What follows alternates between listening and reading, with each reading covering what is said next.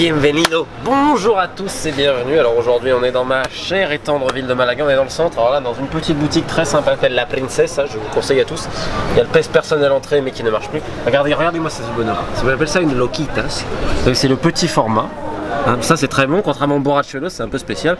Et ça c'est en grand format, la locas, mais bon on s'en fout.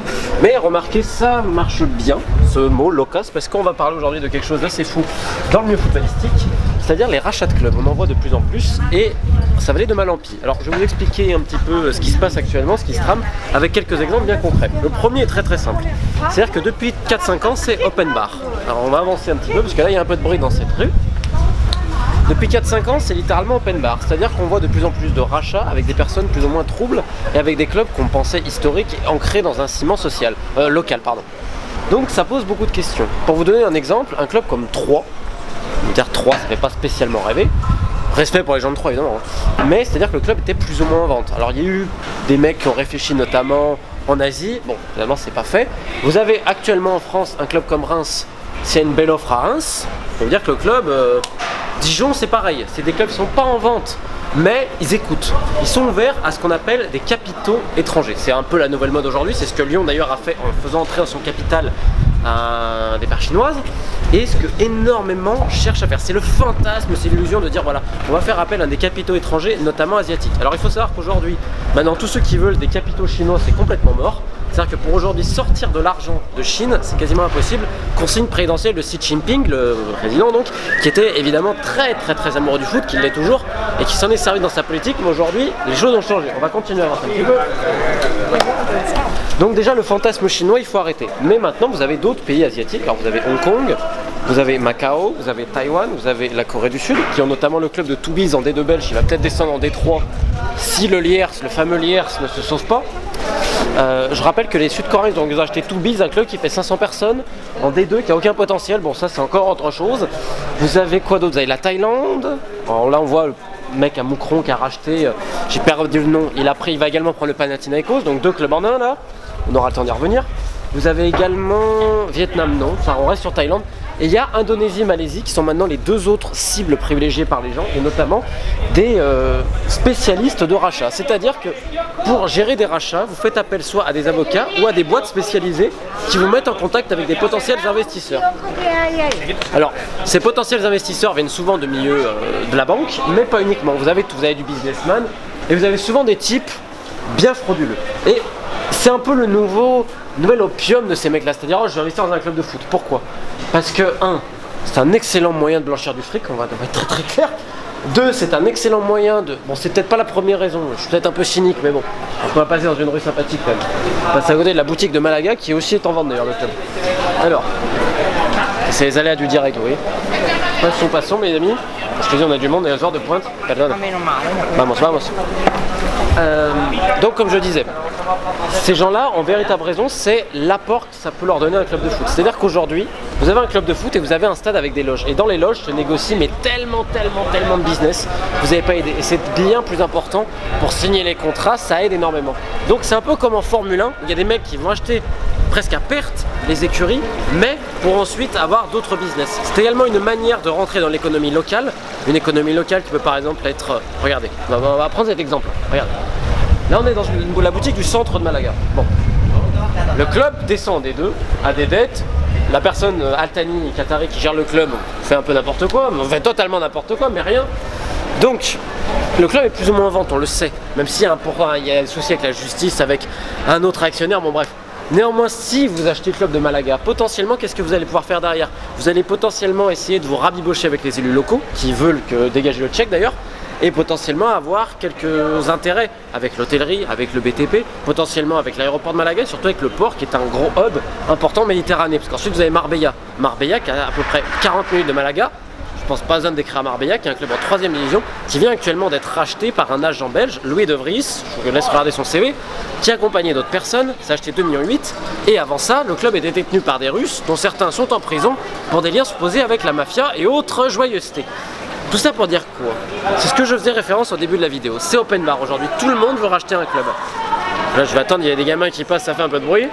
Oui, excusez, on va terminer vers Pénélope quand même. C'est joli. C'est quand même sympa ça. Et quand on vient à Malaga, on vient aussi pour ça quand même. La fiesta, la guapa. Bon bref, je m'égare un petit peu.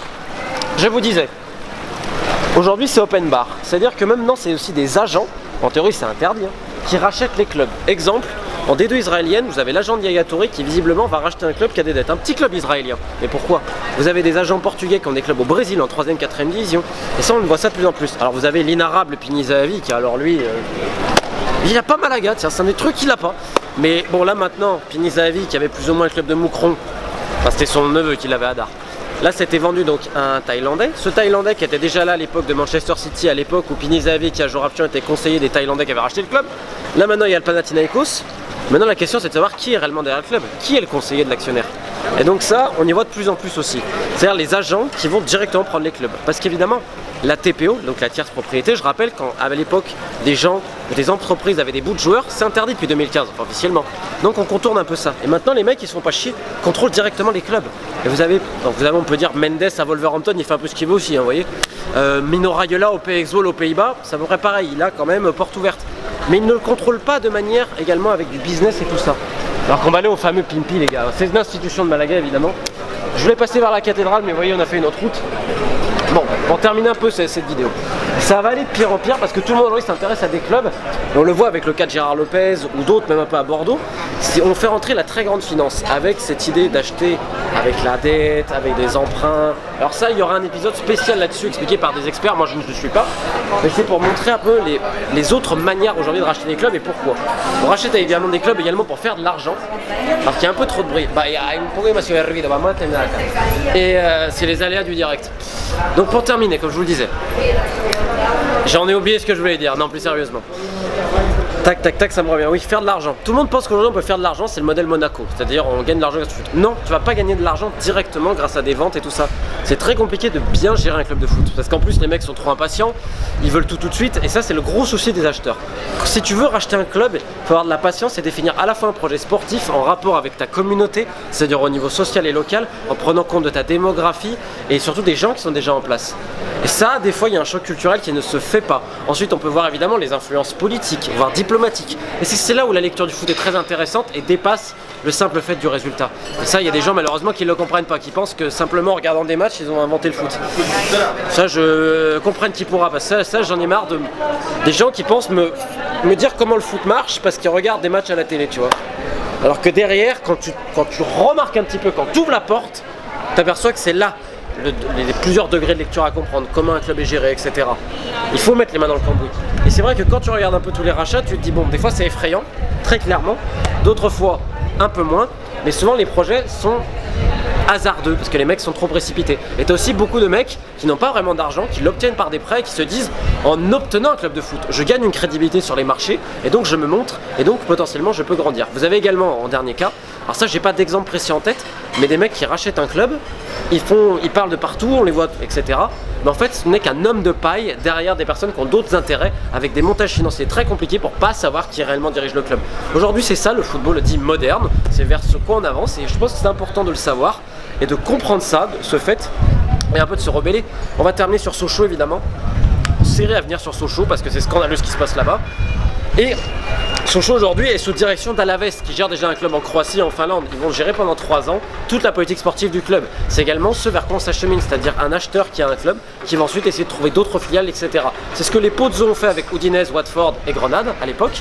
C'est ce que fait Manchester City quelque part aussi. C'est ce que le PSG pensait faire, mais là on est sur une autre idée.